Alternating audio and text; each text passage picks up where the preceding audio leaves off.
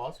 Hey guys, and welcome to the bar for another show of Surviving the Badge.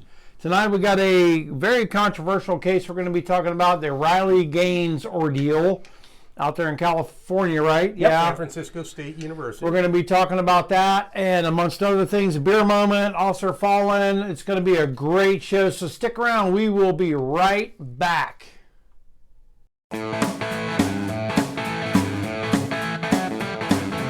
Tell us what's up, Camille. All right, so 28 fallen officers this year, fallen brothers and sisters. I've got to spotlight a couple of officers from the Baton Rouge Police Department were killed in a helicopter crash. They were I saw that. Yeah, following a suspect that was wanted for 2 counts of, or I forgot what he was wanted for. And in Florida we have a felony murder. So if you don't know, felony murder is anybody who dies as a result of a felonious act. That person gets charged with felony murder. So if John goes into a bank, and robs the bank, and somebody has a heart attack, he gets charged with murder. Right. So this guy that they were following, he got charged. Now it's Louisiana, and it says 2 counts of manslaughter. But Florida would have been 2 counts of murder. Felony murder. Yeah, yes. Felony murder. Yes. So to Corporal Scott Canziero and Sergeant Poirier, Salute. God bless you, and God bless your family. I wanted to add one more thing. So every once in a while, when you talk about a training note, we had another shooting. An officer shot himself in the foot, thinking that his training gun or his real gun was a training gun. If you guys are long-term listeners, it happens quite often that we've talked about. We did a couple of shows about it. Yeah. So please, when you're out there, make sure that if you have a shitty training officer who's not careful, or you have other officers, please make sure that you are separate and you know what's a training gun, what's your real gun, and you have some policies in place to prevent these type of accidents. Luckily, it was just a shot in the foot. It could have been much worse. All right, so John, talk to us about the Riley, or let's do beer moment. Quick beer moment. It's Mountain Time Premium Lager. I'm a lager drinker by trade. I'm pissed. I didn't get a leaf in mine. Well, yeah. On the paper here, I got It fell. Oh, wow. Yeah, LT got some hops. It's this golden ticket that he got. I got little hops leaves in mine. That was pretty cool. That is it's a little cloudy, but that's a great taste. Well, it's cloudy because your glass was frozen. That's a good thing. I'm going to give this a 6.5. Yeah, I'm going to give it a 7.5. I like it. That's an enjoyable beer. I'm going to give it a 8 because it is very enjoyable. It's light, refreshing, and definitely would drink it riding a lawnmower. Riding a lawnmower. Hell yeah! It must be nice having to ride a lawnmower. Going to grass. I should put a little cup holder on my push mower. A koozie, man. Yeah, Come on, bro. Yeah, I got one on my canoe. Got 3 cup holders on my canoe for my beers. So, all right. So, John, talk to us about Riley Gaines. So and what's here's going what we're on. going to do. I want to do things a little different this time. Okay. What do you got for us, John? Because I spent a majority of my time in patrol. Yep. You spent most of your time in investigations. Yep. And you were a supervisor or admin. Since the 1700s. Yes. And what happened is, we're going to talk about what happened to Riley Gaines when she was in San Francisco State University. She was giving a speech sponsored by Turning Point USA. Now, Riley Gaines has come to fame primarily. She was a swimmer for University of Kentucky. And she ended up competing against a transgender swimmer named Leah Michelle, I think. Thomas. Leah Thomas. So, Is she related to Rowdy Gaines? I don't believe so. No. So anyway, apparently, or not apparently, Leah Thomas and Riley Gaines tied for 3rd in the NCAA championship. Do you want to give some background on who Leah Thomas is? Leah Thomas is a transgender.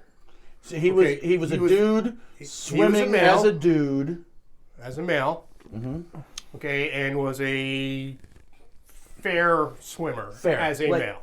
competing against males. Nationally ranked like in the 200s. Right. Not top ranked. Okay. Transitions to be a female, has taken some of the drugs and things like that, so his testosterone level was below the requirement for NCAA. Her testosterone Work on your level, pronouns, man. testosterone level was below the requirements for NCAA, and was then allowed to compete in Competitive female swimming. Yeah, right. swimming. Mm-hmm. Okay, but was also allowed to, use the female dressing room. So was walking around With his junk hanging out. with his penis hanging out and all that stuff. Because he had And not gone through the transition surgery. Surgery, right. So now these girls are in the locker room and turn around and there's a naked guy. Yeah. A male appendage is present in the locker room. His junk. So that was off-putting and things like that. But one of the bigger things is just the fact that males are built differently than females. Yes. Really? How? Well, their muscles are different, they're bigger, they're stronger. Just messing with you, man. Especially if you go through puberty. Right. Which, He had. yes. Yeah, he's college age. Of course he had. So he had already gone through, or she had already gone through puberty and was now competing against females. And dominating. I mean, destroying. right. So, Riley Gaines has now become an activist to keep transgenders from competing in women's sports. Here's a picture of Riley Gaines. Right here on your screen. Very beautiful young lady. You can tell just from her physique. Not only extremely athletic. Not only beautiful, she's an amazing swimmer. Yeah, she's an amazing swimmer, and I feel for a lot of these women who spend their entire life practicing, training every day in the pool to compete at a high level, and then a dude comes in and says, "Oh no, I'm better than you." It would be like, and I was thinking about this today when I was out on the golf course. It'd be like having a tournament of amateur golfers, and I don't mean the amateurs like the guy that just played in the PGA Pro Tour, that is as good as they are. I'm talking about amateur like you and I. Like me, who never breaks 100. Right, are out there and your money's worth. And you enter a tournament, and the three of us are playing golf, and we shoot in the hundreds, or the high 90s or whatever, and then this guy's team or this gal's team or whatever has a freaking scratch golfer or an amateur pro on their two of them guys on their team, and they come in and they just destroy you and they tear up, they win the whole damn thing. It's like, is that fair? I mean, no, it's not fair. It's like bringing an MLB player into a freaking amateur freaking baseball tournament. I mean, it's not even fair. It's crazy. It's not even close to being fair. So anyway, Riley Gaines is making a nationwide tour trying to advocate to keep only biological women competing in female sports. Right. And I agree with her 100%. I do too. Okay? It is a legitimate position, a legitimate political position. I don't want to pass judgment on the other position, but it is at least a debatable argument. And she's not necessarily arguing every sport, because there are a lot of sports that men and women can compete in perfectly. I shot in the International Olympics against a female Russian police officer, and she was the best shot I've ever seen in my entire life. She was from 25 yards with no scope, was putting 22 rounds. You could put a quarter Exactly. over. So that's not what she's advocating. She's advocating where it's a strength event. Yeah, Right. It doesn't involve so much strength, endurance, power, size. That doesn't, So anyway, she gave a speech at San Francisco State University on April 6th. And She was invited, right? she was invited. It was Turning Point USA had coordinated this, and the school had approved it. So it was, and she intentionally went there because she wants to have dialogue with people who disagree with her, and she wants to try and convince them. Right. Okay, because San Francisco is obviously a very liberal area, and so the school would be very liberal and things like that. Yeah, you go where the people that you're trying to change are. Right. Right. Yeah, or influence or convince. She gives her speech and then takes some questions, ends the speech, and almost like clockwork, like it was a setup, okay, several people rushed the stage. She claimed she was struck at least twice by a male. Okay, she was then escorted by a police officer to a classroom where they then surrounded the classroom, and now she's locked in a classroom with a police officer. And the students who are now protesting, I mean, they're literally negotiating, give us money or she'll never be able to get home safely. And, right. So I mean, they're terrorists. Yeah. I mean, that's domestic terrorism is what it is. Okay, and do you know how many people were arrested for this incident? Let me guess. Is it between 0 and 0? Correct. Okay, now. No, -5 and 0. Yeah. Okay, back in the 80s, I believe, is when it started. They started passing hate crime laws.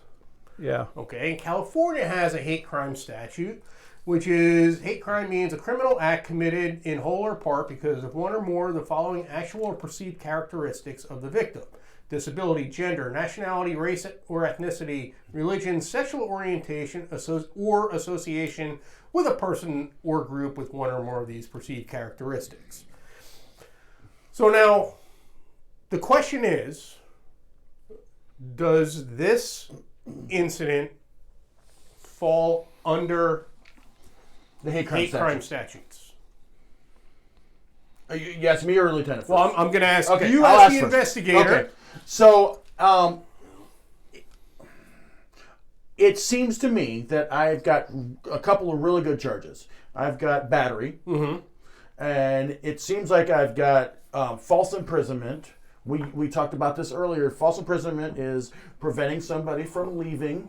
And we used to charge husbands and wives with this in domestic all the time. The husband prevents the wife from leaving to go get help or whatever. We charge the husband for false imprisonment. So I've got false imprisonment.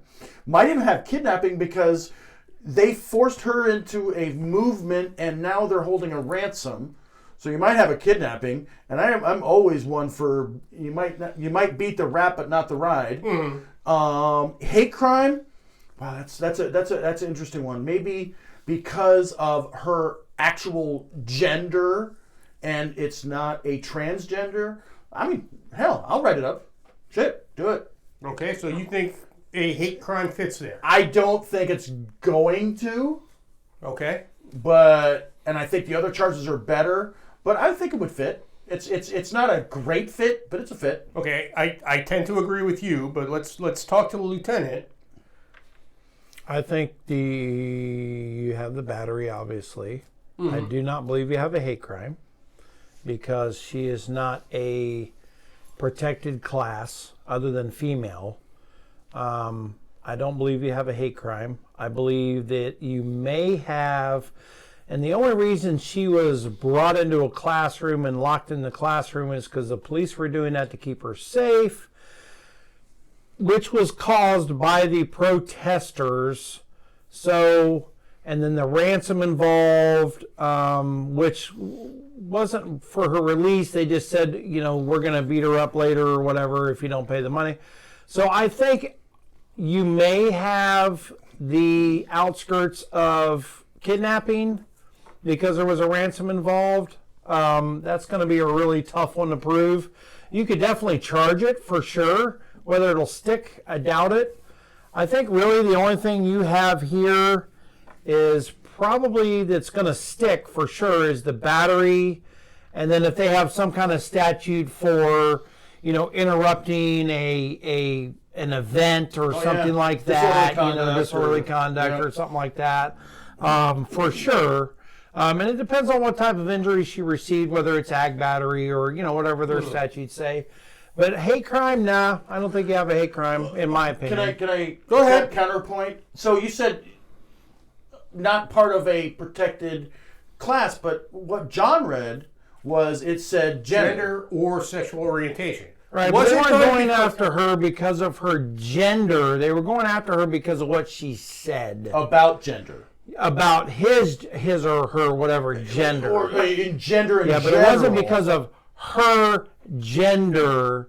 I don't think it'll stick. No. Let me change the scenario. Sure. I'm going to give you a what if. All right. Okay. Do you know who Megan Rapinoe is? Yes. Okay. The soccer player. Purple-haired soccer player. She is a self-identified lesbian. Yes.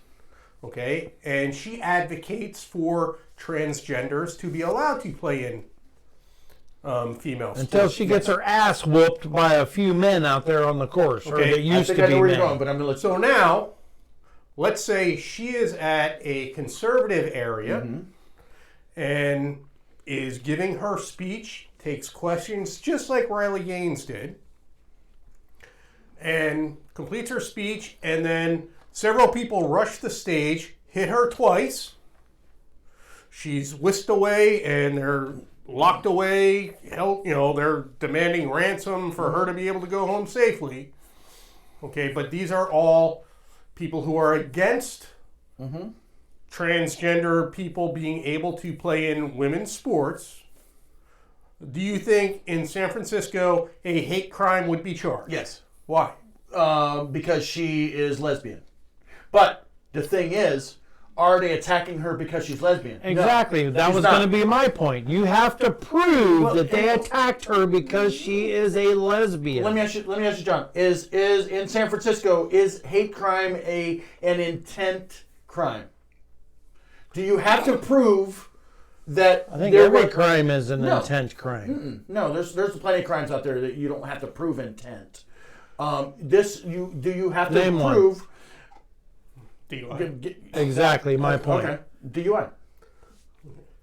You had an intent. You got drunk and started the car. There's plenty of crimes out there to drive home drunk. And yes, disagree. But it says act committed in whole or part because of one or more of the following actions. Because of. Right. Because of. Okay. And what I'm saying is, I'm not saying Megan Rapinoe did anything indicating that she was, or did anything advocating based on her lesbianism or anything like that.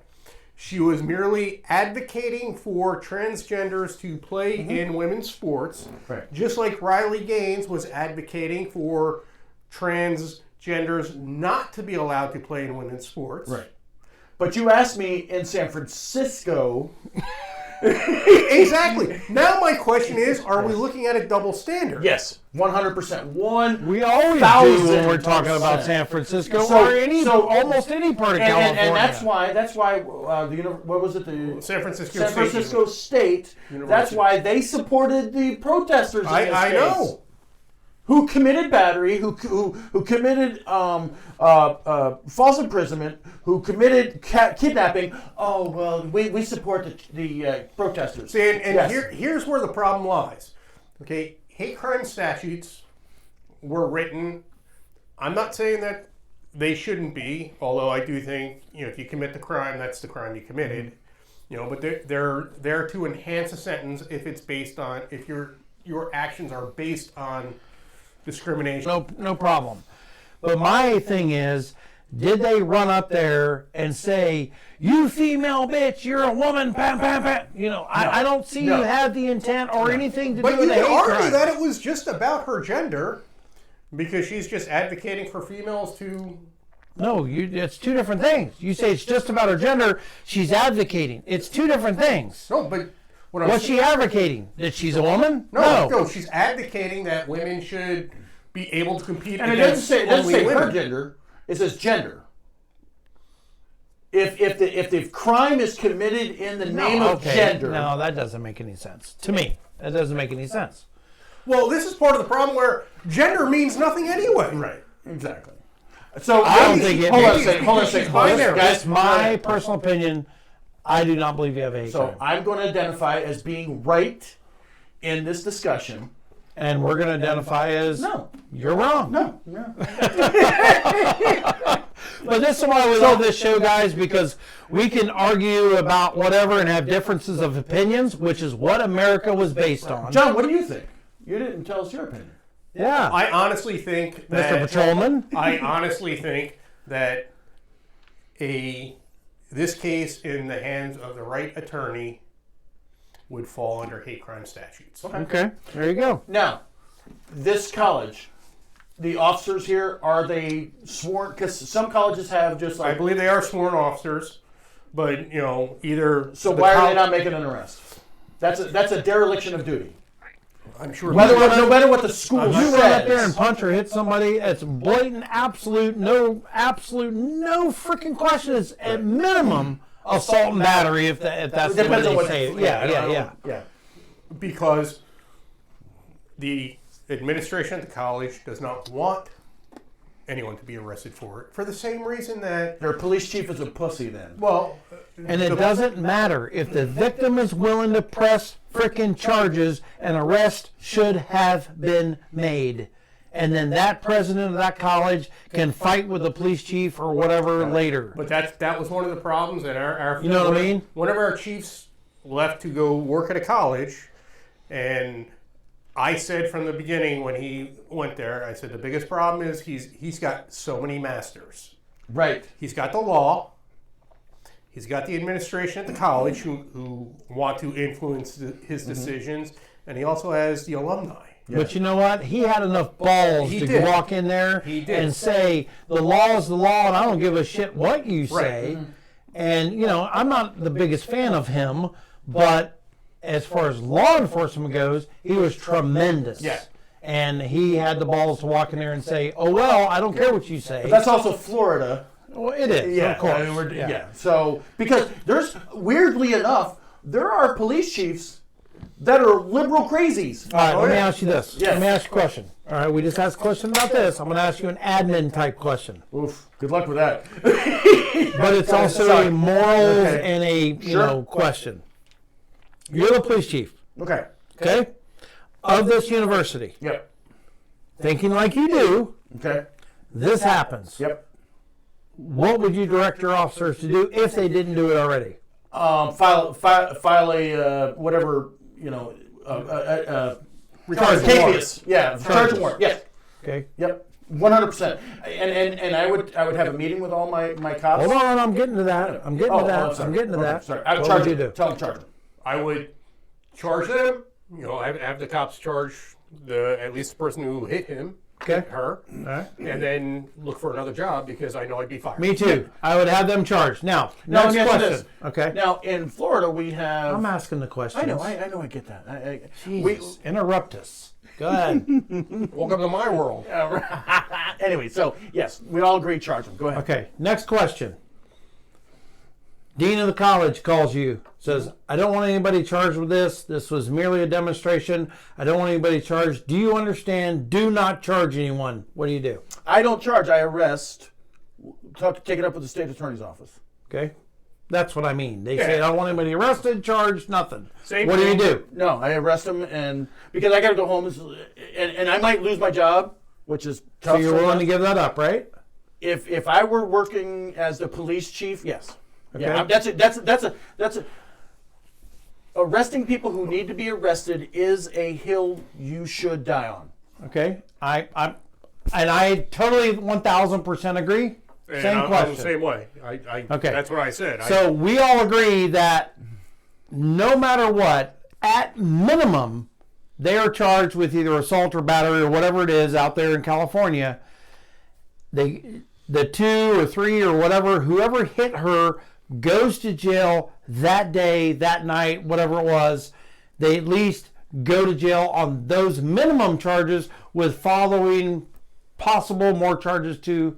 See, that's the difference between us and most law enforcement, at least on this side of the country, is I am willing to give up a $200,000 a year job for my morals. And when I lay my head down on that pillow at night and I go, I made the right decision, I'm going to live with it. If I need to move and get another job, I'll get another job. Now, day one on the job, you know you're you're the police chief at a college in San Francisco.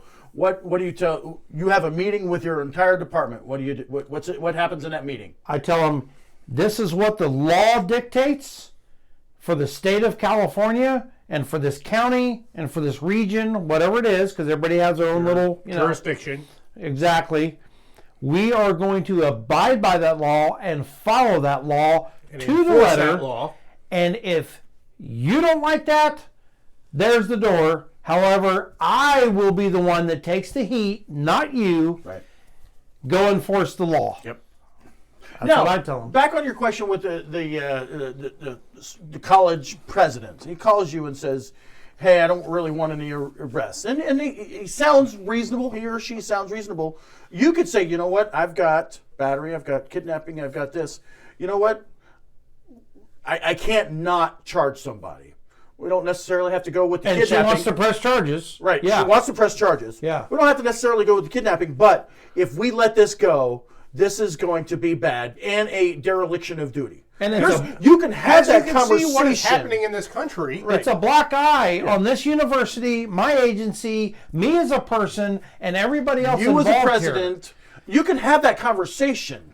But they wear it as a badge of honor. Yeah. I think it's absolutely gross dereliction of duty on everyone's part that is involved in the administration of this event and this agency. I'm sorry, but it is. I just wanted to get like kind of different viewpoints. Yeah. As to how absolutely, I love it, man. Good job. Great job. You want to do this? So would you debate with your wife if you had to move out of? If you never mind. If you live in California and you're tired of that bullshit and you want to throw yourself back over here to the good side of the country, just kidding.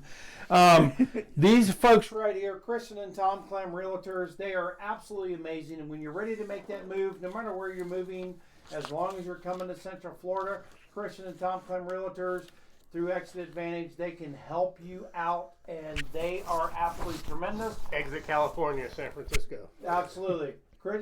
Yeah. Kristen is a former school teacher for many, many years. She's a mother. She is an absolutely wonderful human being.